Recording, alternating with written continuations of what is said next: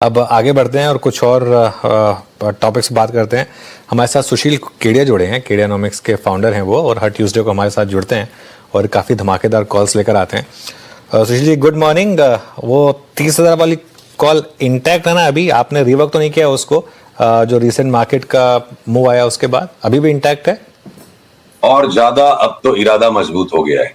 अब तो चार्ट्स कह रही कि या तो इस साल तू माला पहनेगा या तेरी फोटो माला पहनेगी। अक्रॉस द बोर्ड तेजी है। मैं थक गया पूरी रात कल काम करके कि ऐसे कौन से स्टॉक्स है जिसमें शॉर्ट करके 5% से ज्यादा कमाने की जगह नहीं दिख रही है जगह। मुझे लगता है डर का और इस घबराहट का अब ये अंत आ रहा है। क्या पता अगले मंगलवार तक जब हम आपसे जुड़े इस बाजार का पूरा माहौल बदल चुका हो। तो कब तक आएगा ये 30,000 फिर? और कौन कौन सा लेवल होगा जिस पर नजर रखनी होगी कि वो टूटा तो लगेगा कि नहीं, शायद नहीं आ पाएगा? देखिए, दो बातें हैं। मैं इस सवाल को अनुमति चाहूंगा थोड़ा उलट के बात करने की।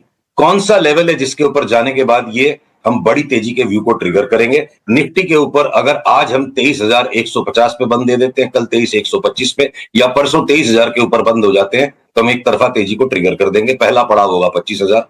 और अगर कोई कारण से नीचे तक सरकते रह जाते हैं, 2-4 दिन और रिस्क जाता है बाजार, तो 48,600 के नीचे की बैंक निफ्टी अगर आएगी तो मन में घबराहट होगी। और अगर कोई कारण से 22,700 के नीचे निफ्टी जाती है तो घबराहट होगी। पर घबराहट का मतलब ये नहीं कि आज हम कोई लेके ही बैठ गए। बहुत छोटी छोटी शॉपिंग अभी हमने करी है, तैयारी कर रहे हैं बड़ा हाथ मारने की। और बड़ा हाथ हम मारेंगे जब 23,150 के ऊपर निफ्टी बंद दे देगी। बड़ा हाथ फिर कहाँ मारेंगे? बैंक निफ्टी में या कोई पर्टिकुलर सेक्टर है जो, क्योंकि कुछ तो लीड करेगा इस मूव को फिर?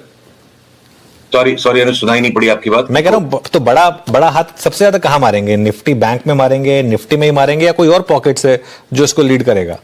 देखिए, बारी बारी से सबका नंबर आएगा। अगर मैं 2 मिनट लूं, बैंक निफ्टी ने सब्सटेंशियली हायर बॉटम बनाया। जो कमजोरी है, निफ्टी ही पिछले लो से नीचे आई है, बैंक निफ्टी तो सिग्निफिकेंटली हायर बॉटम बना रही है।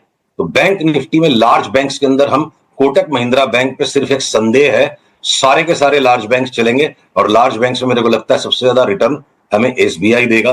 पर इन लार्ज बैंक से भी much more return smaller private sector banks में आएगी, जैसे आरबीएल, बंधन, डीसीबी, जिसको हम भूल गए, डीसीबी टाइप के जो बैंक्स हैं जिनको हम भूल गए, उससे भी ज्यादा रिटर्न आएगी स्मॉल फाइनेंस बैंक्स में। चाहे जाना स्मॉल फाइनेंस है, एयू बैंक है, ये सारे 60-70-80% भागने को तैयार हैं। तो सबसे पहला सेक्टर हो गया बैंक्स। उसके बाद अनुज, रियल एस्टेट के अंदर भले ही आज बॉम्बे में विले पार्ले के आउटराइट के भाव घटने लग गए और लोअर परेल में भी सैचुरेशन आ गया, तो ये भाव का सैचुरेशन है। भाड़े हर जगह चारों तरफ बढ़ रहे हैं सारे मेट्रोज में। मुझे लगता है एक ग्रैंड फिनाले रियल एस्टेट का बाकी है। और रियल एस्टेट के स्टॉक्स में डीएलएफ जैसा हाईएस्ट वेटेज स्टॉक 50% अगर बढ़ेगा, ओवरऑल 65% बढ़ेगा, और अगर गोदरेज प्रॉपर्टीज 75 बढ़ेगा, तो शोभा जैसे स्टॉक्स 2 गुना 2.5 गुना भी हो सकते हैं, जो छोटे वाले non F and O stocks है। और रियल एस्टेट के साथ साथ एलआईसी हाउसिंग फाइनेंस और हुडको जैसी हाउसिंग फाइनेंस कंपनीज हमें यहां से डबल होते दिखती है। तो ये हो गया रियल एस्टेट, बैंकिंग। अब मैं अगर फाइनेंशियल सर्विसेज में आऊं, इंश्योरेंस पे अक्रॉस द बोर्ड तेजी। एलआईसी 40% बढ़ जाए, एसबीआई लाइफ, एचडीएफसी लाइफ 60-70% बढ़ जाए, सीडीएसएल जैसा स्टॉक वापस डबल हो जाए यहां से। बीएसई जिसको भी अब लेके बेच के थक गए, बोर हो गए, परेशान हो गए, अब उसमें भी पैटर्न बन रहा है कि एक बार बीएसई भी उछल के 6,000 हो जाए। ऐसे में एंजल ब्रोकिंग और मोतीलाल ओसवाल 60-70% बढ़ जाएंगे तो बड़ी बात नहीं है। तो मैं एक बार रुकता हूं, आप पूछो मेरे से। ऐसा एक भी सेक्टर नहीं है मेरे पास जहां पे आप पूछो और मैं आपको 60-70-80% के रिटर्न वाले स्टॉक्स नहीं बताऊं। आप पूछो, मैं बताता हूं सेक्टर वाइज। आते हैं फिर ऑटो पे काम करते हैं। सुशील जी, ऑटो पे आपका टेक क्या है फिर? ऑटो के अंदर देखिए, हमारी इस वक्त टॉप 4 पिक्स जो हैं, TVS motor already substantially higher bottom बना चुका है।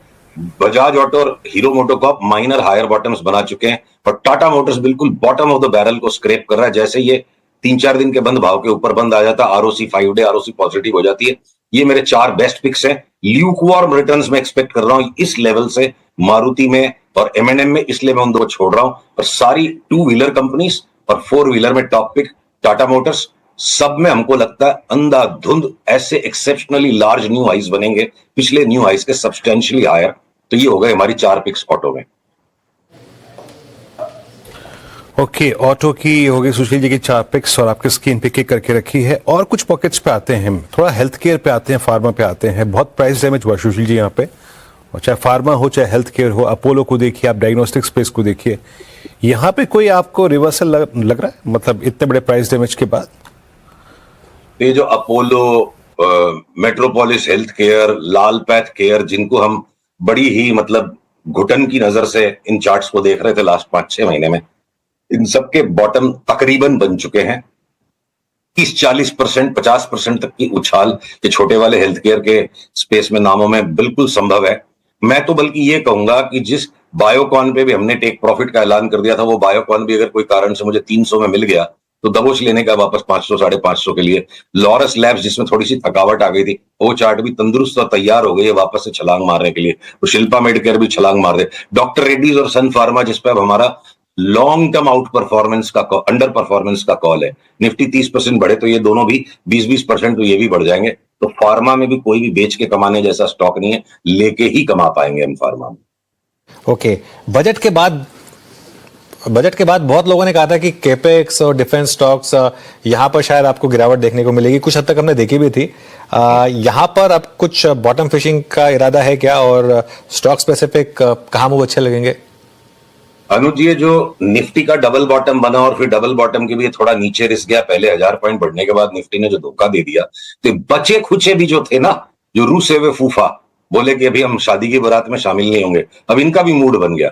फिर वो लगता है कमिंस, एबीबी, सीमेंस की जो चार्ट है, काश मैं आपको दिखा पाता इतनी सारी चार्ट्स। संक्षिप्त शो है ये, 10 मिनट में इतनी सारी चार्ट्स नहीं दिखा सकते।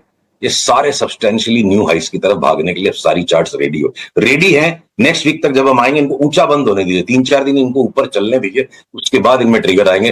और कमिंस, एबीबी, सीमेंस सब के सब रेडी हैं for substantially larger highs. In fact Larsen and Toubro पे भी बजट वाले दिन, अनुज, मैंने बोला ना कि यहां अभी हम नहीं लेंगे, बजट की स्पीच को सुनने के पहले, कि अगर मिलेगा तो नीचे 3100-3200 में लेंगे। और लार्सन एंड टूब्रो भी तैयार है कि मेरे को ले लो, मैं 4500 हो जाऊंगा। ट्रिगर आने दीजिए, पैटर्न रेडी हो गया, सेटअप रेडी है, एंट्री नहीं बनी है। अब तो लार्सन एंड टूब्रो जैसा भी मूव लाई हुई चार्ट कि मैं चलने के मूड में नहीं हूं, उसका भी मतलब अंत आ गया है। डिफेंस की बात नहीं हुई, आपने कैपेक्स की बात की। इसके अंदर में भी देखिए, जितना भी कूटे हुए पीटे हुए हैं, हिंदुस्तान एरोनॉटिक्स को दबा दिया आपने, बीएमएल को दबा दिया, बीएल को दबा दिया, माझगांव को दबा दिया, ये जितने भी दबे हुए हैं, या बेच, सवाल को 2 तरीके से पूछ सकते हैं, या बेच के इनको शॉर्ट करके पैसा कमा सकते हैं क्या? मेरे को लगता है शॉर्ट करने वाले की पगड़ी उतर जाएगी और लेने वाले को आज दम फूला हुआ है। नेक्स्ट वीक इन पे बात करेंगे ना, हो सकता है नेक्स्ट वीक तक इनमें सब में बड़ा भाई आ चुका हो। और अगर यहां से जो भी रिवर्सल आएगा, सब के सब सब्सटैंशियली न्यू हाइज में जाएंगे, खाली पुराने हाइज के ऊपर नहीं, सब्सटैंशियली हायर जाएंगे डिफेंस के स्टॉक्स। और मैं साथ में जोड़ दूं, जितने भी पीएसयू के स्टॉक्स हैं, एक भी मैं पीएसयू का स्टॉक खोज नहीं पाया जिसमें मेरे को यहां से 10-12% का बेच के कमाने का चांस हो। कोल इंडिया, ओएनजीसी, एनटीपीसी, पीएफसी, ये जितने भी एनर्जी के स्टॉक्स हैं, बल्कि ये गैस के स्टॉक्स, अपनी बात हुई थी एक टाइम पे 35%, 40% महानगर गैस गिर जाएगा, बड़ा सबने मुंह बनाया था, मतलब ट्विटर पे हमने बहुत सारी डांट डपट सुनी लोगों की। गैस के सारे स्टॉक्स न्यू हाई पे भागने के लिए तैयार है, पता नहीं क्या आने वाला है। और उसमें सबसे बेस्ट पैटर्न इंद्रप्रस्थ गैस का है, परेशान करते करते गुजरात गैस भी एक नए हाई पे चला जाएगा। तो गैस के stocks, HPCL, BPCL, ONGC, IOL, Coal India Limited, NTPC, PFC भागेगा।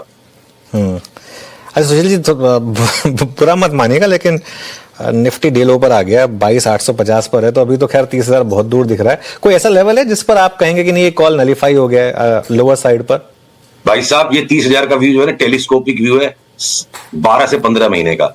1 घंटे के को जो बर्दाश्त नहीं कर सकेगा, 1 घंटे के पेन को जो बर्दाश्त नहीं कर सकेगा, वो निवेशक बन के पेन नॉर्मल रिटर्न्स नहीं की नहीं है ना सुशील जी। देखिए दिक्कत क्या है, पेन घंटे की नहीं है, पेन तो सितंबर से चली आ रही है, घंटे की थोड़ा ना पेन बता रहा हूं मैं आपको। भाई ये तो बाजार का साइक्लिकल नेचर है। 26,000 पे जब हमने 23,000 की आपसे बात की थी, ऐसा लग रहा था कि आप लोग डांट दोगे मेरे को, मतलब उस वक्त इतनी कड़वी लग रही थी वो बात। अब हम आ चुके हैं वहां पे, तो इस पेन को थोड़ा सा बर्दाश्त कीजिए, अगले वीक तक कलर बदल सकता है, जब बदलेगा तब हम बात करेंगे, एम्फसाइज तब करेंगे। मैं आज ये जताने आया हूं कि जब इतना झेल चुके हैं, देखिए ये शब्द आपको हो सकता है किसी को लगे इररिस्पॉन्सिबल है, किसी को लगे बहुत अग्रेसिव है, पर जो दिख रहा है वही मेरा बोलना, मेरा धर्म है। जैसे आज अभाव में लोग मर रहे हैं, अगले 12 महीने ऐसा समय आने वाला है कि जो पैसे का सैलाब आएगा, ये जो बाढ़ आने वाली है पैसे की, हम इसको नहीं संभाल पाएंगे, लोग इसमें बह जाएंगे। ये समय इतना बुरा जब आया, ये भी गुजरेगा, और वो भी जो समय आएगा उसमें भी संभल के ही चलना पड़ेगा। तो अभाव को तो देखो, मानवता का संघर्ष करना कृति, हमारी कृति, हम संघर्ष करके अभाव को संभाल लेते हैं। तो सैलाब आएगा और उसमें जो इनडिस्क्रिमिनेट स्पेंडिंग हो जाएगी, इनडिस्क्रिमिनेट लिवरेज जब बनेगी। आज जो ये बात मैं कह रहा हूं 30,000 की, और सबका मन कर रहा है कि बस इसको बंद कर दो, टीवी को क्या बोल रहा है ये। 30,000 पे जब मैं बोलूंगा कि मार्केट गिर जाएगा वहां से, वहां पे भी कोई बिलीव नहीं करेगा। तो ह्यूमन नेचर है, ह्यूमन नेचर है क्रॉस द बोर्ड। अब मैं आपको बताऊं, स्टील स्टॉक्स, जो स्टील पे बात नहीं हो पाई, स्टील पे भी हमने आपसे 10-15 दिन पहले बोला जिंदल के नाम अब हम नहीं लेंगे। अब जेएसडब्ल्यू एनर्जी और जिंदल स्टेनलेस में भी ऐसे पैटर्न्स बन गए। बस हम ट्रिगर के वेट में अगले मंगलवार तक हो सकता है पूरे बाजार का कलर चेंज हो जाए। अगले मंगलवार को आप मेरे को पूछोगे नहीं कि तेजी है कि नहीं, आप यही पूछोगे क्या लेना है, मेरे को ऐसा लग रहा है। देखते हैं अगले मंगलवार क्या होता है। तो जेएसडब्ल्यू एनर्जी और जिंदल स्टेनलेस में भी वो पैटर्न रेडी हो गया कि यहां से डबल हो जाए। तो यार बहुत बड़े बुल रन की तैयारी कर रहा है। और देखिए, इनर्शिया एक ह्यूमन नेचर है। अब अगर गवर्नमेंट ऑफ इंडिया का out of phase, out of the world की साइकिल से अगर हम अलग हो गए, टैक्स कट, रेट कट, अब हमारे यहां से अगर सीरियस गवर्नमेंट स्पेंडिंग सामने आ जाती है, और एक बहुत महत्वपूर्ण बात है जिससे एक बार के लिए मैं अपना बिंदु समेटूंगा, लॉन्ग रन में तो रुपया डिप्रिशिएट कर रहा है डॉलर के सामने, और लॉन्ग रन में स्टॉक मार्केट में भी बेतहाशा तेजी है। पर ये बेतहाशा तेजी जो लॉन्ग रन में आ रही है, अगर मार्केट टाइमिंग का लाभ लेना है तो 70 to 80% रिटर्न स्टॉक मार्केट की उन 4-5 महीनों में आती है, 1.5 साल में, उन 4-5 महीनों में आती है जब हमारा रुपया बेतहाशा मजबूत होता है, डॉलर का करेक्शन होता है। किसी को पता भी नहीं चला, बात भी नहीं उठी, इतना हम परेशान हो चुके हैं शेयर बाजार से। लास्ट 7-8 दिन में रुपया कितना स्ट्रांग हो गया। तो रेट कट, रुपये की स्ट्रेंथ, रेट कट, रुपये की स्ट्रेंथनिंग, टैक्स कट, और अब बची क्या चीज है इस पूरे हवन में? सिर्फ जो चाहिए। नहीं बिल्कुल नहीं, आपकी बात सही है। देखिए सुशील जी, असल में होता क्या है, देखिए पहली बात तो मैं खैर किसी को डांटता नहीं, और ना ही मैं मतलब आप तो खैर उम्र में मुझसे बड़े हैं तो मैं आपको क्यों डांटूंगा। और दूसरी बात, बिल्कुल कॉल सही होती हैं, और आपकी कॉल जब सही होती है तो हम अप्रिशिएट भी करते हैं। लेकिन मैं सिर्फ इसलिए पूछ रहा हूँ क्योंकि वो 30,000 का कॉल आपका है, लेकिन आप हमारे चैनल पर ले रहे हैं, तो एज अ रिस्पॉन्सिबल एडिटर मेरा भी एक फर्ज बनता है कि पूछूं कि कहाँ वो कॉल गलत हो सकती है। तो इसके लिए मेरा व्यू था। वो 30,000 की कॉल, हमको शब्दों को चेंज करना चाहिए जिससे सारे लोग सावधान रहें। 30,000 तक की संभावना को मद्देनजर रखते हुए कि जब इतना बड़ा मौका बन सकता है, यहां हमें हिम्मत करनी चाहिए। 30,000 के लिए शॉपिंग अभी शुरू नहीं हुई है, काम टुकड़े टुकड़े में करना पड़ेगा। 23,150 के ऊपर गया तो हम 25,000 की कॉल लेंगे। 25,000 के बाद जब करेक्शन आ जाएगी 500, 700, 800 पॉइंट की, फिर दोबारा से रिव्यू करेंगे। 30,000 तक की जगह है। ये 88 का डॉलर अगर 81 तक आ गया, 88 का 81 तक आ गया, तो आप समझो 11% तक की अगर डॉलर में अप्रिसिएशन आ गई, 22-23% तो निफ्टी खाली इसी में बढ़ जाएगी। साथ में आपकी टैक्स कट, रेट कट, और गवर्नमेंट ने अगर दबा के स्पेंडिंग कर दी, 25-30% के रिटर्न बनने में टाइम नहीं लगेगा। तो ये संभावना है, और ये संभावना मुझे काफी स्ट्रांग लग रही है, और इस संभावना पे हमें टुकड़े टुकड़े में काम करना पड़ेगा। मैं ये बिल्कुल नहीं कह रहा हूं कि आप घर बार बेच के भी शेयर बाजार में पैसे लगा दो। मैं ये कह रहा हूं, जान घबरा रही है ना, 1-2-3 दिन और भगवान का भजन कर लो, हड़बड़ा के माल मत बेचो। जब यहां तक बर्दाश्त कर लिया, दिन का धीरज और रख दो। अच्छा, दिल से चाहूंगा कि आपकी कॉल सही निकले, क्योंकि अगर ऐसा होगा तो जो हमारे इन्वेस्टर्स और जो हमारे व्यूअर्स हैं उनका फायदा होगा। राकेश झुंझुनवाला जी की जो फेवरेट लाइन थी ना, मंदी में सबका मुंह काला, तेजी में सबका बोलबाला। तो अभी 4-5 महीने में सबका मुंह काला हो चुका है। अब हिम्मत का मुंह काला करा लिया हमने, हिम्मत करो, शांति रखो थोड़ी सी, हो सकता है वापस से बोलबाला आ जाए। वही है, बस हिम्मत थोड़ी सी टफ है इस मार्केट में। चलिए सुशील जी, बहुत बहुत शुक्रिया आज हमारे साथ जुड़ने के लिए। अगले मंगलवार आपसे फिर एक डिटेल डिस्कशन करेंगे। आज हमारे साथ जुड़ने के लिए शुक्रिया। वीरू और मैं अब आपसे इजाजत लेंगे, और इस